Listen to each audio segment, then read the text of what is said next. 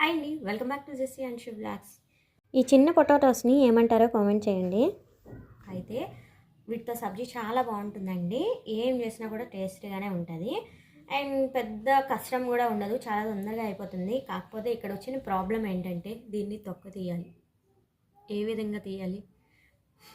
దీన్ని తొక్క తీయడమే నాకు పెద్ద టాస్క్. అయితే చాలా కుక్కర్లో పెట్టి ఉడకబెట్టేస్తే చాలా బాగా ఈజీగానే వచ్చేస్తుంది. కానీ నాకు అలా కాకుండా ఫ్రై చేద్దాం అనుకుంటున్నాను.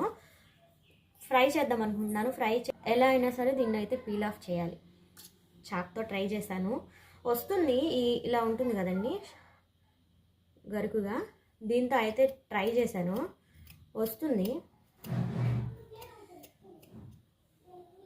కొద్దిగా అయినా సరే వస్తుంది, కానీ టైం పడుతుంది అండ్ ఇక్కడ పెయిన్ వస్తుంది ఇంత గట్టిగా అడిచిపెట్టేది.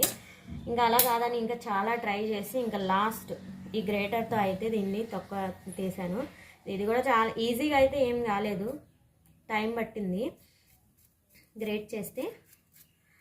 ఏదో మరీ అంత పర్ఫెక్ట్గా అయితే రావట్లేదు.